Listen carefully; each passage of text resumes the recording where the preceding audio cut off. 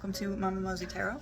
We're going to pull a Sun Tzu Oracle card and see what the theme of the reading is going to be. If it sounds like it could fit your life, go ahead and stick around, and we will use the Alley Man's Tarot to get more in-depth, see if there's any questions we can help answer. So, Sun Tzu Oracle is learn to tell good advice from bad. Thus it may be known that the leader of armies is the arbiter of the people's fate, the man on whom it depends whether the nation shall be in peace or peril. Learn to tell good advice from bad. Advice is freely available to us every day, all day. Hold on. It was nothing. Surprise, surprise. Advice is freely available to us every day, all day. How you deal with it is all on you and no one else. The key decisions are yours to make in order to withstand the ups and downs of life, and it's essential that you learn how to tell good advice from bad in order to find peace instead of peril. So, let's see how this is affecting your life. Jeez. Taking advice from bad people or bad advice from good people. Sometimes people will try to help and I'll give you advice that's applicable or was applicable to their life but has no effect on yours. So this is the Seven of Bells. This does indicate, like a hive, you have immersed yourself too much in something. I don't know, now with this Sun Tzu, it could be that you've followed somebody's advice to the T, and it's, of course, perfect for their situation, but your situation differs a little bit. You're getting lost here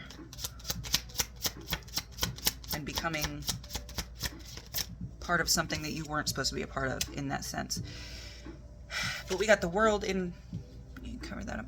We got the World in reverse here. Now this is, the World it tells me that change is good. Change is a part of life and change happens. Sometimes it's for good, sometimes it's for bad. But in the bad, you can always find good. There's always a lesson to learn when it seems like this is shit, this is garbage, this fucking sucks, this is absolute trash. There is a reason for it. Now, how this death? So we've got this death as well, which is also another card of change. But this one is an actual card of change, that sometimes change isn't pretty. And with the World in reverse, I'm inclined to agree. I think this, I don't know if this is a person that you have to pry yourself away from, but you are listening to somebody who you should not really be listening that much to. I don't know if you're, can you, I'm busy. A lot of this guy. So there's something that you have to change. You have to figure out who you are and not who you are in relation to somebody else. So Ace of Wands, and this is a brand spanking new opportunity for you to take action and be somewhere you've never been before, to create basically an entire new world for yourself.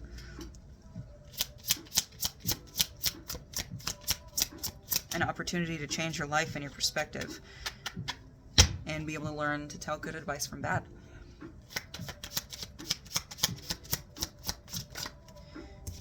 And so we've got the Emperor as well. Now don't let this make you immovable in your learning state. Don't let this make you like, oh, I have to learn. I'm just constantly learning. I'm always changing.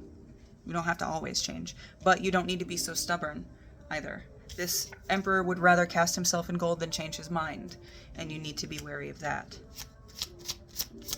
And don't make yourself out to be perfect either when you start this new journey, this new world or whatever, and know that you don't know everything, okay?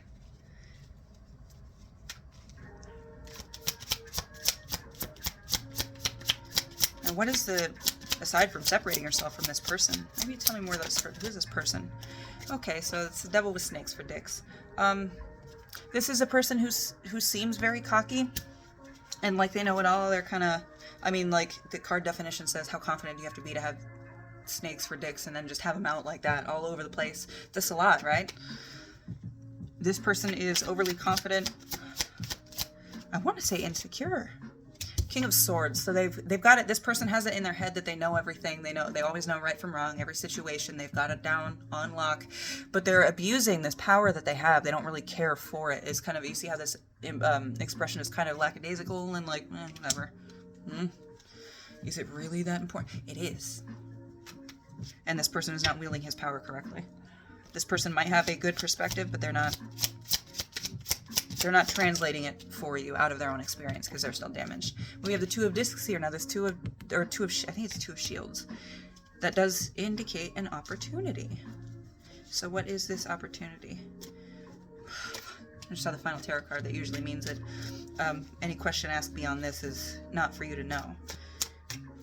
So I'm going to stop that line of card. I don't want to know the other opportunities, and you really don't either, is what I get when I see that final tarot card.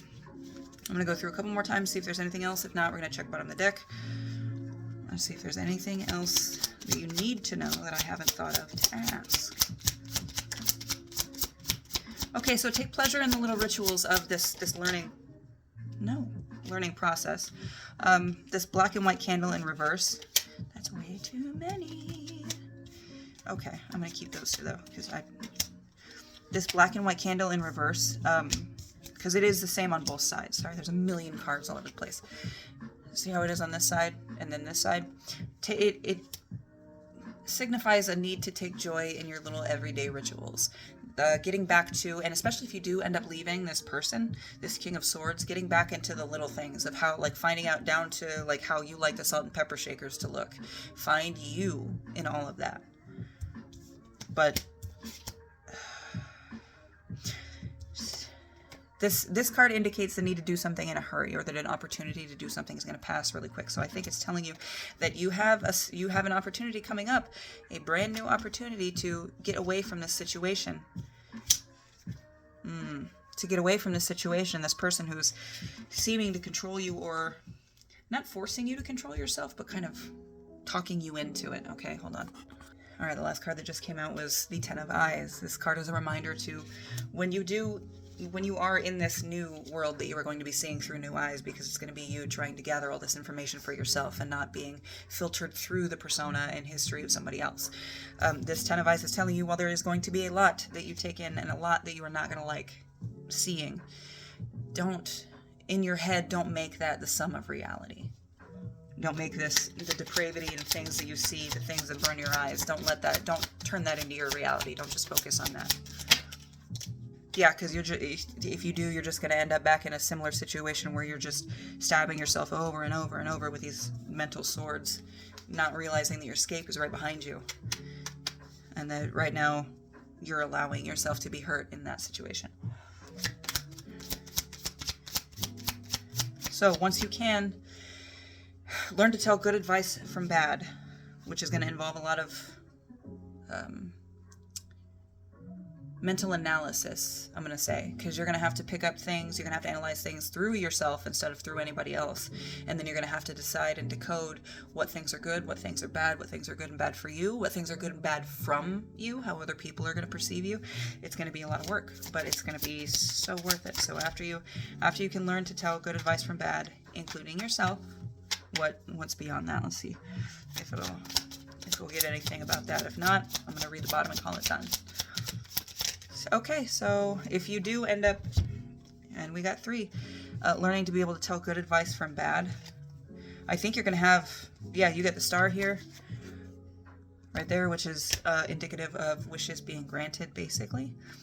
And we have the Queen of Wands in reverse, who is still a little bit too headstrong in that she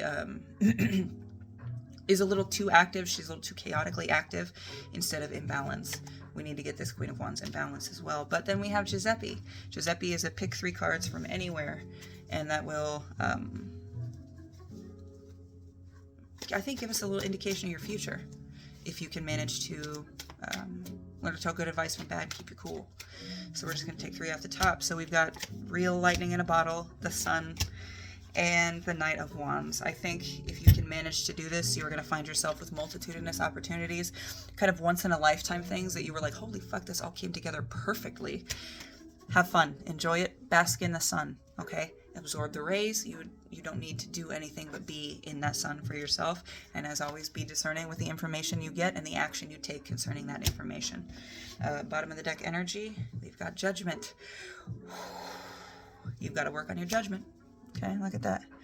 You need to be able to tell right from wrong, good from bad. And this is a perfect opportunity for you to learn and do that. Because once you can do that, it's going to be very, very difficult for anybody to trick you like this again. I wish you the best. Love you.